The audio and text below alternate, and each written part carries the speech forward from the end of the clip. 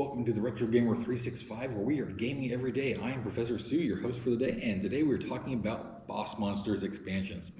And here are the 4 regular expansions. There is a standalone expansion also that I don't currently have, that we'll probably go over in a few weeks, because I will.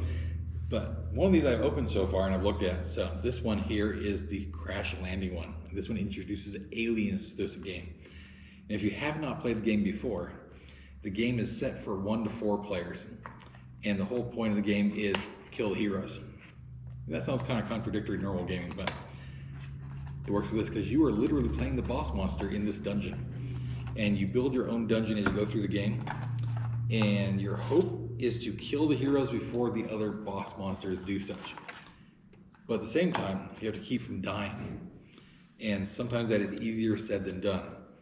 And so I got this one first because this one actually adds for 5 and 6 players, as it says right here. And it has additional rules, which, I mean, they're kind of obvious actually if you play through it.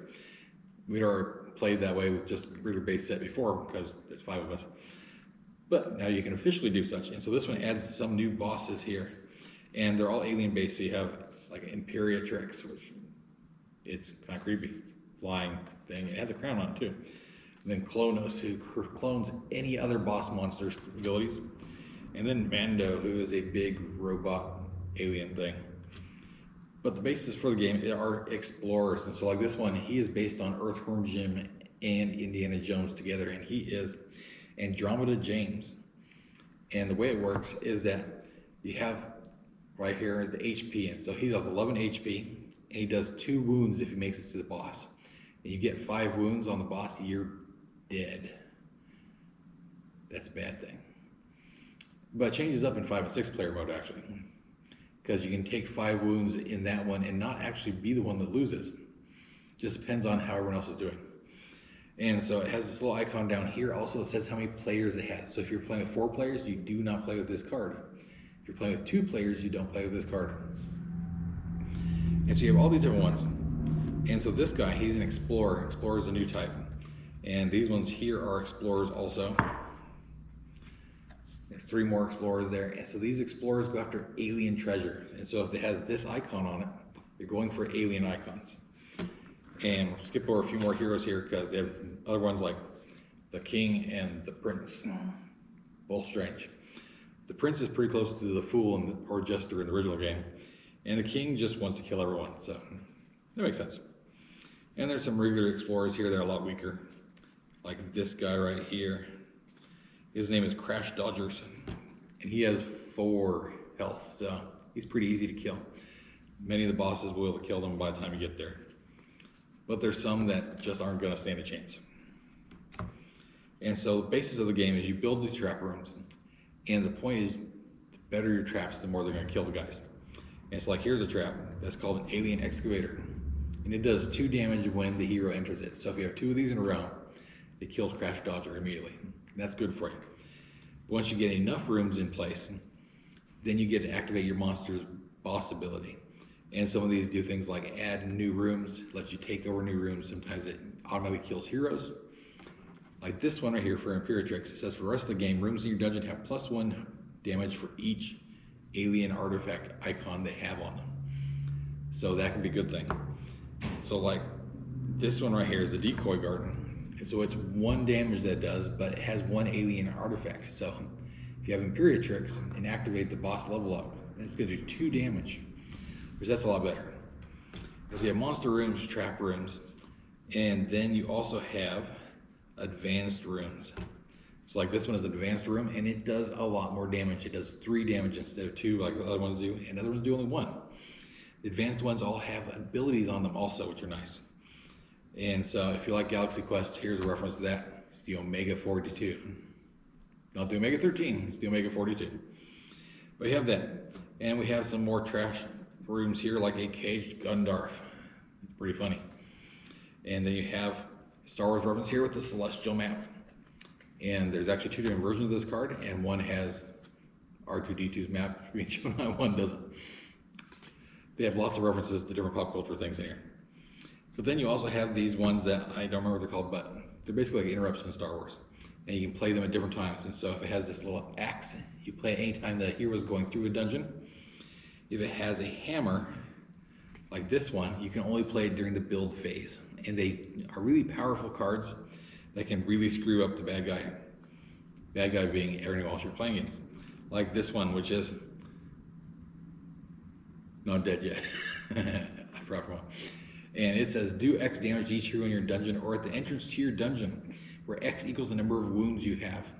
So if you were sitting almost dead at 4, you can probably kill every single hero sitting at the entrance of your dungeon immediately by doing that. And so that one's awesome. I have not seen this one yet, so we'll see what it looks like. This is the Implements of Destruction. And sadly, all these are sold separately. I've actually been looking for them for over a year now. And I found them at a card shop here in town that I hadn't been to before. And the sticker is very sticky. And I'm using a knife because that's better than scissors have been the last few times.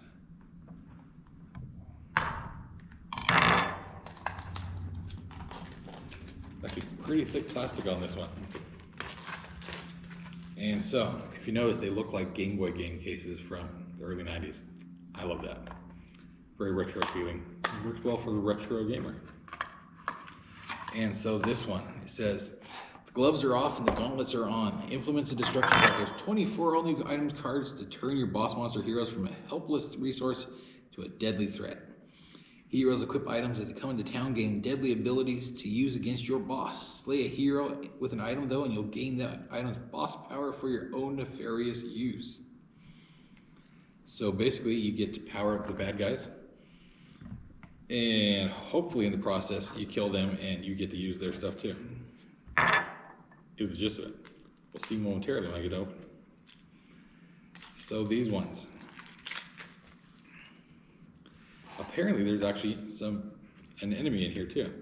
A boss. It says Banseer Bivans, who, if you've ever seen a Marvel movie, which I don't see how you haven't if you're an American, that's a reference to Collector Tivan from, everything. Everything Avengers, everything Guardians of the Galaxy. And then you have some other guys like Malekith, Master of Beasts right here. And then Franz, the Psycho Jester. That's kind of weird. Lady Vix, the Bandit Queen, who is apparently a vixen, which is a type of fox. And Umbra, Shadow of the Past, who looks interesting, very shadowy. But they have items like this one, which is a Mega Hammer. And so, there it is. And for the hero, it says it doubles this hero's health. So that's a really good, useful thing. You put this on an 11 power hero, and suddenly he's 22. That's almost impossible to kill. But once you get it for your boss, it says give one hero +2 for every wound you have. So if you have 4 wounds, it's an automatic 8 damage on any hero coming into your place. That's an ouch. Well, it's for 1 every time you use it. That's the way it goes. And so there's lots of different items here. You have Minotaur's Mantle, Energy Bow, Tamer's Whip, Surprise Box. Apparently these are broken down into the types of hero stuff. These ones are fighter ones. Yeah. Fighter ones. And then you have Surprise Box, Portal Wand, Crystal Ball, and the Flame of Akum for mages. So those are good. I assume there aren't anything for explorers in here though. They have Lich Crown, Shining Armor, Heart Container. That's an obvious Zelda reference. And Angel Wings, which is obviously a Kid Icarus reference for clerics, and so very obvious references there.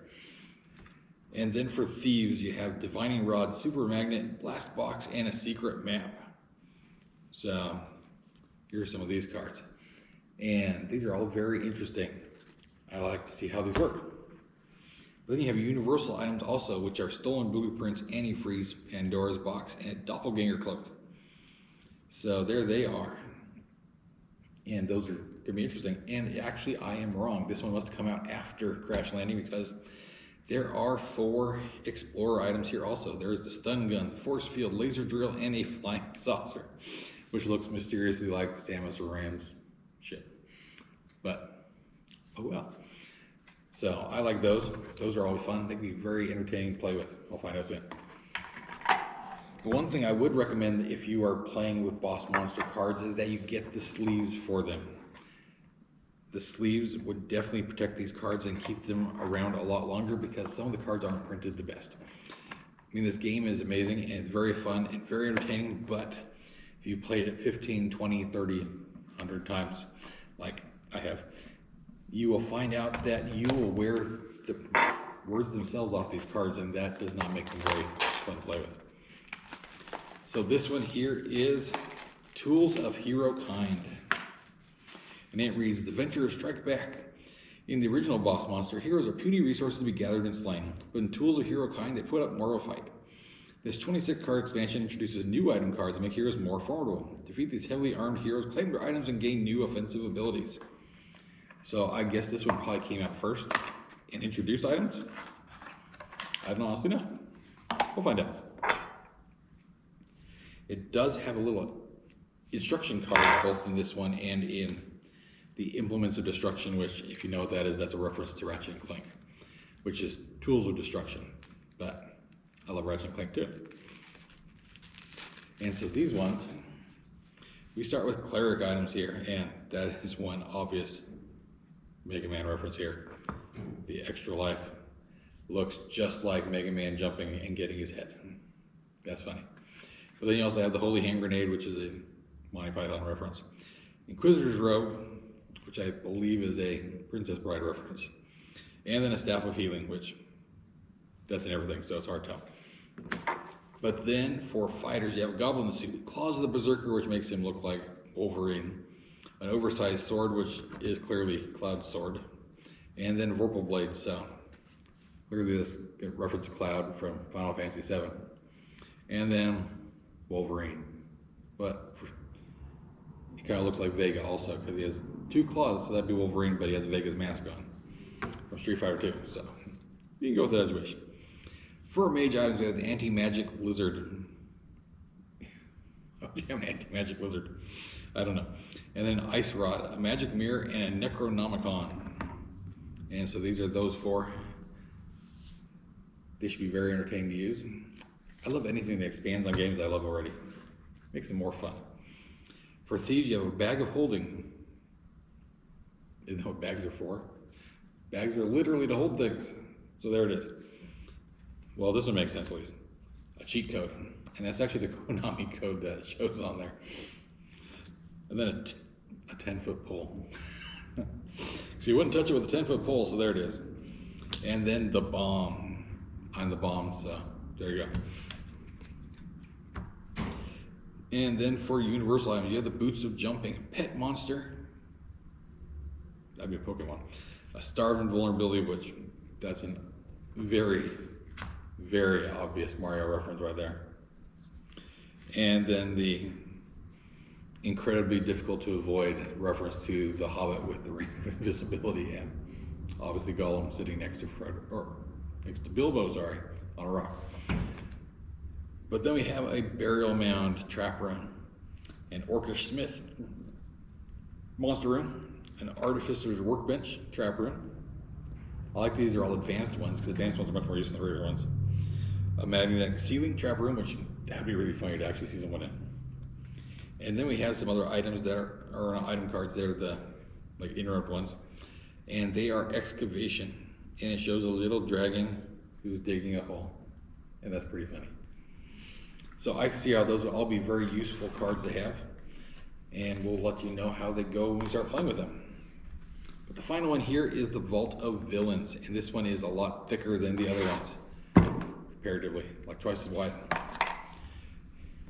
So it says, the vault is open and the world of Boss Monster will never be the same. This expansion features a treasure trove of gameplay variety.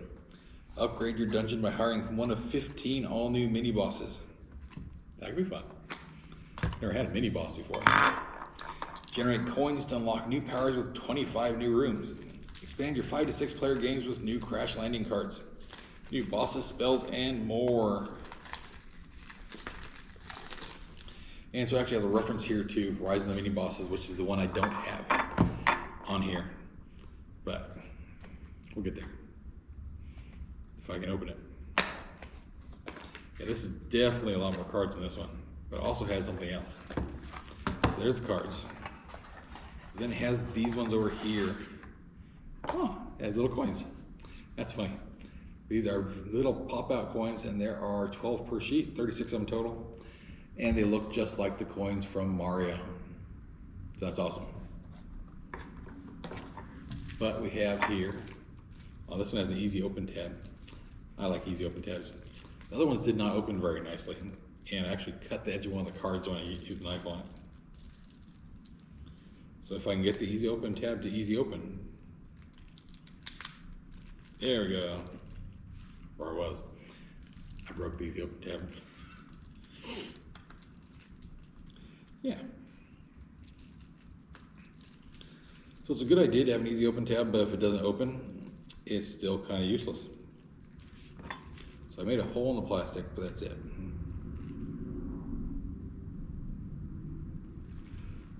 Okay, there we go. Let's get it open here. And so to start with here, we have Odious, the decaying demigod who looks unhealthy.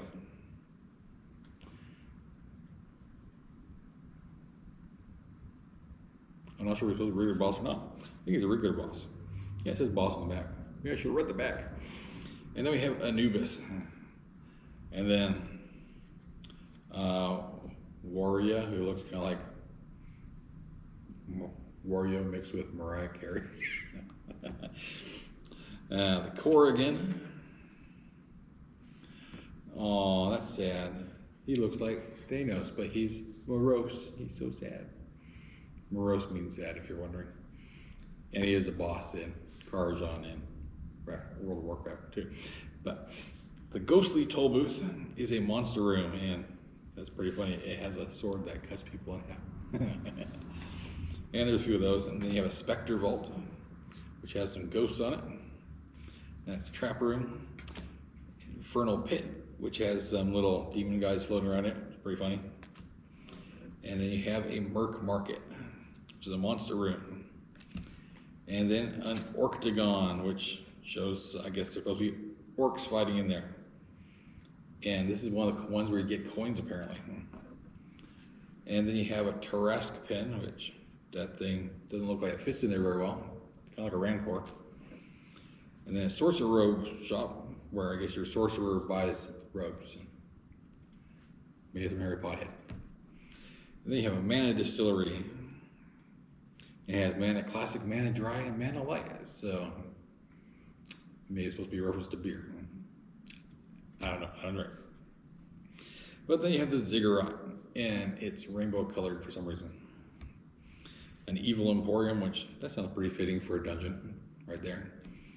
A Death Ray, which everyone needs a good Death Ray for their dungeon. And then a Coin Foundry, which is necessary to make coins. The Danger Zone, which it does look kind of dangerous in there. The Lost Level, which that is without a doubt a reference to Mario Bros. A Rubble Grinder, which there's a poor little helmet coming out of it. That miner didn't make it. A Ghost Eater for some random reason. Golden Scales, which is a reference to Egyptian mythology. An Essence Extractor. And then we get into the mini bosses, which I have not seen before. So here is Necrid, apparently. I have no idea how to use them, but it says they go in the room deck, so I guess they play over a regular room. Or it goes under it, attached to it, somehow. Because it says things like this one is Sheldon, and he looks just like from The Big Bang Theory. And it says this room gains a sword for a fighter. But it has a coin pay thing that says once per turn you may pay a coin to send a hero in this room back one room. Or choose a hero to skip one room in any dungeon, reset to level 1. So those could be useful. And then you have Ichabod, who is the headless horseman riding on a, I guess it's a horse. It's a really funny tail. And then Gilda, who's a gold dragon. Ivana, who's a genie. Darkglow, who looks kind of like an evil Stitch. Colette, who looks like a weird, messed up female Donkey Kong. A Row Baby that looks kind of like Grogu, but mixed with a Bobo from Double Dragon. And then you have Elfie, who's, yeah, that's weird. And Midnight Gloom, who is obviously a My Little Pony reference. Then Tiago, who I'm not sure who he is. Caron. Then you have the Broker, who is another Marvel reference. And then you have an obvious Transformers reference here in Negatron instead of Megatron. And the Entity. Ooh, scary. And then we have more rooms. And so you have a Hollow Arcade, which looks like a reference to Star Wars there. Then Ooze Burrow, just looks weird. Then you have a Wormhole. So these ones are the Alien Trap cards. And then you have an Abyssal Gate Trap, which is kind of scary. The Control Room. An Infinite Armory, which that could be fun. A Cocoon Chamber. And I think that's all the rooms. I think these ones now are spells. So we have Market Price, and it shows their version of Devon buying the slave girl that in the movie takes the ring and, you know, killed herself in accident. Oh, well, Infinity Stone. And then you have a snack bar, which is made out of a banana for some unknown reason. Then you have Payday, which is probably a reference to something. A rare egg, which looks very much like a Pokemon egg. And here's a broken rare egg. And then a Final Form card, which that looks pretty damaging. It says, give your last room in your dungeon +2 hearts until end of turn, or if any opponent has 1, 2, 3, 4, 5, 8 or more coins, give the last room in your dungeon +4 until the end of turn. That can be very damaging and kill lots of things. So I love the game Boss Monster. It is an amazing card game. I think it should have been made years ago, but a lot of stuff they reference wouldn't have come out yet. So I guess it works now. I would definitely recommend getting Boss Monster, and anything that makes it better or longer, I would vote for it. And all of these look amazing. So I recommend playing with all of them. Go out and buy them all and support this company. The company's name is Brotherwise Games. And it's sad to make things in China, but it's hard to get things that are made in China at this point. So we'll do a video on playing through Boss Monster sometime soon, because we love Boss Monster. And hopefully we'll get some sleeves for these cards. I will put a notification in the description down below of what type of card sleeves it takes for these things, so you don't have to wander around and look for them. And with that, go ahead and hit that subscribe and the like button, and keep on gaming every day. Have a good day. Bye.